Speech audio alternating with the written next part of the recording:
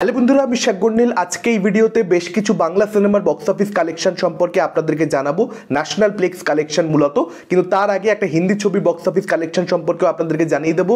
Laapataa ladies, আমির খানের produce করা, কিরণ রাওয়ের পরিচালনায় যে হিন্দি ছবিটা এই সপ্তাহে মুক্তি পেয়েছে, সেই ছবিটা বক্স অফিসে কীরকম কী পারফরমেন্স দেখাচ্ছে। তো আপনাদেরকে জানিয়ে রাখি, প্রথম দিন এই ছবিটার কালেকশন হয়েছে 1,02,00,000 টাকা নেট, এবং দ্বিতীয় দিন 37% একটা গ্রোথ বক্স অফিসে দেখতে পাওয়া গেছে। 1,40,00,000 টাকা নেট সেকেন্ড ডে কালেকশন হয়েছে এই ছবিটার বক্স অফিস থেকে। অর্থাৎ ইন টোটাল দুদিন মিলিয়ে 2,42,00,000 টাকা কালেকশন হয়েছে, নেট কালেকশনের কথা বলছি। এবং তৃতীয় দিনের কালেকশন মিলিয়ে, অর্থাৎ আজকের দিনের রবিবার দিনের কালেকশন মিলিয়ে ফার্স্ট উইকেন্ডের টোটাল কালেকশনটা 4 কোটি পার হয়ে যাবে, এরকমটা ট্রেড অ্যানালিস্টরা অনুমান করছে।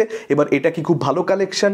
ডেফিনেটলি কোনো ছবির জন্য এই কালেকশনটা ভালো কালেকশন হতে পারে না, কিন্তু এটাও সত্যি কথা, এই ছবিটা যেরকম ছোট ছবি কিংবা এখানে যেরকম স্টারকাস্ট রয়েছে, তাতে করে এই কালেকশনটা আমি বলবো ঠিকঠাকই একটা কালেকশন হয়েছে। এবার এই ছবিটা যে স্ট্যান্ডার্ডের হয়েছে, তাতে করে ছবিটার কালেকশনে গ্রোথ আসা উচিত। আমার বিশ্বাস 12 ফেলের মতন এই ছবিটারও সাকসেসফুল হওয়া উচিত। কিন্তু এটাও সত্যি কথা যে 12 ফেলের কিন্তু ওই যে সাকসেসটা, সেটার মধ্যে একটা লাকও হিউজ রোল প্লে করেছে। যে কোনো ছবি ওই স্ট্যান্ডার্ডের হলেই সেটা বক্স অফিস কালেকশন করে দিয়ে বেরিয়ে যাবে, এরকম এক্সপেকটেশন আমাদের না রাখাই ভালো।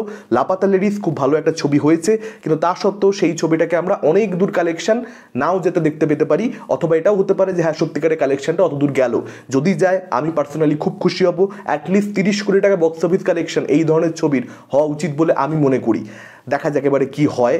আমাদের ভারতবর্ষে বড় একটা যেহেতু নেই, সেই ছবি দেখতে যাওয়ার প্রবণতা অডিয়েন্সের মধ্যে কিন্তু খুব কম। অনেকেই রিভিউজ দেখছে যে খুব ভালো ছবি হয়েছে। আচ্ছা, এই ছবিটা ভালো হয়েছে, তাহলে ওটিটিতে আসুক 2 মাস বাদে, তখন দেখব। বড় অ্যাক্টর থাকলে, অ্যাকশন থাকলে, তাহলে হলে যেতাম, তাহলে দেখতাম।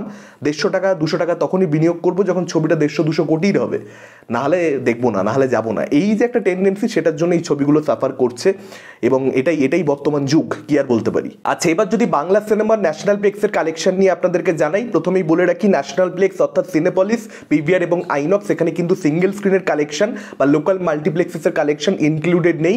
এখন আমি যে কালেকশন বলবো তার থেকে বেটার কালেকশন, অবশ্যই বেশি কালেকশন, কিন্তু সবকিছু মিলিয়ে ছবিগুলো ওভারঅলে এই লাস্ট উইকে করতে পেরেছে। এটা কিন্তু আমি জাস্ট লাস্ট উইকের যে কালেকশনটা, গত শুক্রবার থেকে বৃহস্পতিবার, এই যে 7 দিনের, সেটা রিপোর্ট আপনাদেরকে জানাচ্ছি। পারিয়া ছবিটা 2,30,000 টাকা মতো ন্যাশনাল প্লেক্সে কালেকশন করতে পেরেছে নিজের তৃতীয় সপ্তাহে। অন্যদিকে ন্যাশনাল প্লেক্স থেকে তৃতীয় সপ্তাহের কালেকশন ভূতপুরি ছবিটার দাঁড়িয়েছে 2,33,000 টাকা মতন। দুটো ছবিরই 14 লাখের আশেপাশে 3 সপ্তাহ পরবর্তীতে ন্যাশনাল প্লেক্স থেকে টোটাল কালেকশনটা দাঁড়িয়েছে। নেক টু নেক ফাইট হয়েছে এই দুটো ছবির মধ্যে। একই সঙ্গে দুটো ছবি মুক্তিও পেয়েছিল, বক্স অফিসে আমরা ক্লাস দেখতে পেয়েছিলাম। অন্যদিকে শ্রাবন্তী অভিনীত সাদা রঙের পৃথিবী, যে ছবিটা আমার নিজের দেখা হয়নি, সেই ছবিটার বক্স অফিস কালেকশন প্রথম সপ্তাহে 1,38,000 টাকা প্লাস হয়েছে। এটা ন্যাশনাল প্লেক্সের কালেকশন বলছি। তো বুঝতেই পাচ্ছেন এই ছবিগুলোর বক্স অফিস কালেকশন কিন্তু একেবারেই ভালো হয়নি।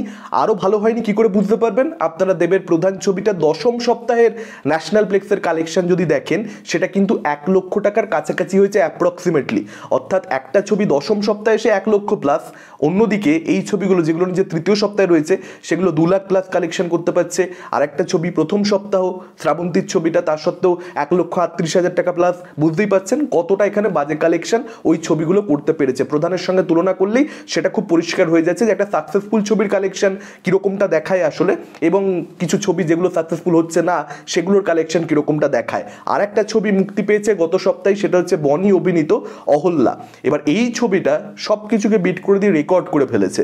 বনি তৈরি হয়েছেন রেকর্ড করবার জন্য। সাউথের অ্যাক্টরদেরকে যেরকম টাইটেল দিয়ে দেওয়া হয়, ন্যাচারাল স্টার নানি কিংবা রেবেল স্টার কিংবা ডার্লিং, এই ধরনের ট্যাগ আমার মনে হয় দিয়ে দেওয়া উচিত বনিকে। ফ্লপ স্টার, ডিজাস্টার স্টার, এই ধরনের কিছু একটা ট্যাগ আমার মনে হয় সে ডিজার্ভ করে।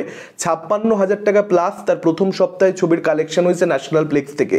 56,000 টাকা প্লাস। এটা কালেকশন না, এটা কি হয়েছে, এটাকে কি বলবেন আপনি? হল্লার কালেকশনটা কতটা খারাপ, মানে কেন বনিকে নিয়ে পাবলিক খিল্লি করে?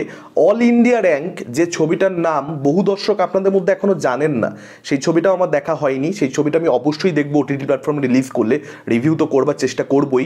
বরুণ গ্রোভারের পরিচালিত ছবি। বরুণ গ্রোভার একজন বিখ্যাত রাইটার, সে বেশ কিছু মাসানের মতন ছবি সে লিখেছে, সে প্রথমবারের জন্য ডিরেকশন দিয়েছে। ছবিটার নামই কেউ জানে না। সেই ছবিটার অনেক অনেক কম শোজ চলেছে অহল্যার থেকে, আমি যা দেখতে পেলাম সেই অনুযায়ী বলছি, সেই ছবিটার কালেকশন 67,000 টাকা প্লাস হয়েছে ওয়েস্ট বেঙ্গলে, ন্যাশনাল প্লেক্স কালেকশন বলছি। সেটার থেকেও 10-11 হাজার টাকা কম কালেকশন হয়েছে এই অহল্যা ছবিটার। আপনারা জাস্ট ভেবে দেখুন, মানে এখানে বরুণ গ্রোভার যে একজন ডিরেক্টর রাইটার, সে বেসিক্যালি বড় স্টার বনির থেকে, মানে এটা প্রমাণিত হয়ে যাচ্ছে কোথাও। আমি কিন্তু স্ট্যাটিস্টিক্স ওয়াইজ বলছি আপনাদেরকে। যাই হোক, কি কিছু বলবার নেই, হিলেরিয়াস কালেকশন এগুলো। আপনি কি বলবেন এই কালেকশনগুলোকে? অফ দ্য ক্যামেরা কথা বলতে হবে, অন ক্যামেরা এই কালেকশনগুলোকে নিয়ে কথা বলা যায় না। আপনাদের কি মতামত ডেফিনেটলি আপনারা সেটা কমেন্ট করে জানান। ভিডিওটা ভালো লাগলে লাইক করতে পারেন, শেয়ার করতে পারেন। আমাদের চ্যানেল নতুন হলে চ্যানেলটাকে অবশ্যই সাবস্ক্রাইব করতে পারেন। আজকের মতো একটা চোখ রাখুন পরবর্তী ভিডিওতে।